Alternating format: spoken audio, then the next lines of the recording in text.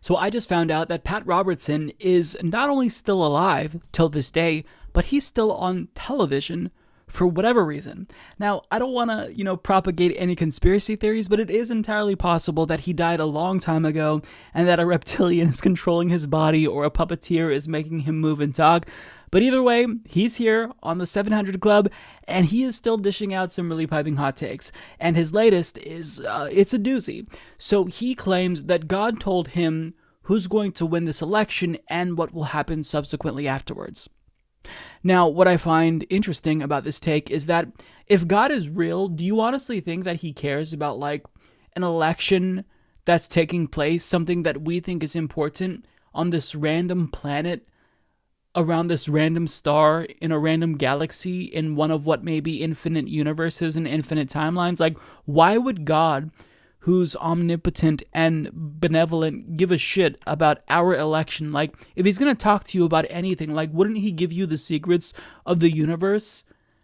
But nonetheless, Pat Robertson says God gave him some election spoilers. So this is what he says God told him. There's going to be a war. Ezekiel 38 is going to be the next thing down the line. Then a time of peace. Then maybe the end. But nobody knows the day or the hour when the Lord's going to come back. He said the angels don't know it, and only the Father knows it. So I'm not saying this is the second coming, but I am saying there are things that people have thought would be during a millennial time with the coming of Jesus that are going to happen in our lifetime.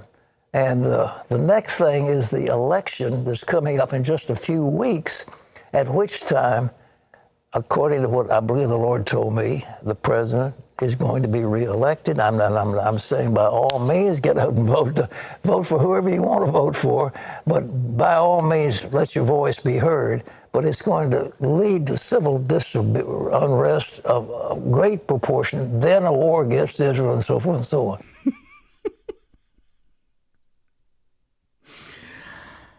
Oh, Pat. Okay, I don't even know where to begin. Let's just take it from the top.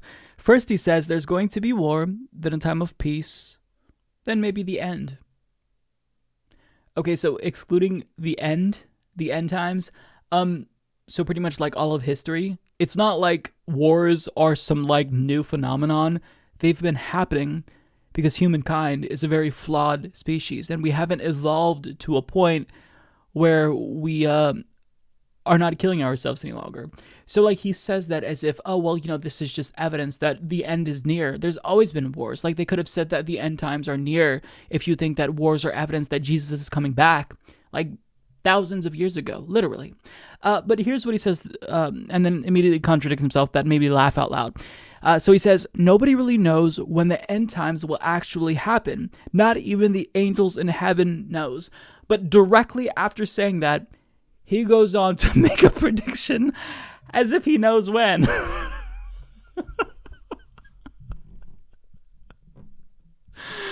Pat, what is wrong with you? It's like he's talking and there's noise coming out of his mouth, but the words aren't connected to the thoughts in his head, and he's just like babbling incoherently. My dude is fading away.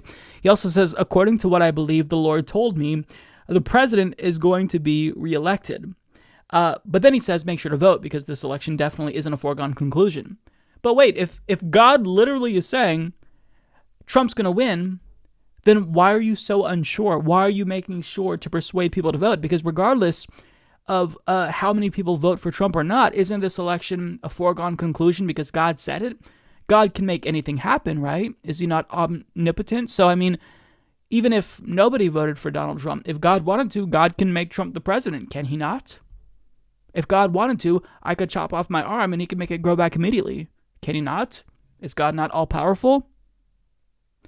Okay. He then says, Trump's victory will lead to civil unrest of great proportion. I think it's going to happen if Trump loses more than anything, but that's possible. He then says, Trump's victory will lead to civil unrest of great proportion. And then he says the most puzzling thing ever. After Trump wins, quote, then a war against Israel, and so forth and so on. Wait, so if Donald Trump wins, someone who you all claim is an ally to Israel if he wins, then we're going to go to war with Israel? Like, is it us that's going to war? Is somebody else in the Middle East going to go to war with Israel? If Trump is president, wouldn't, under your belief, if you believe in Trump and what he stands for, wouldn't he protect Israel?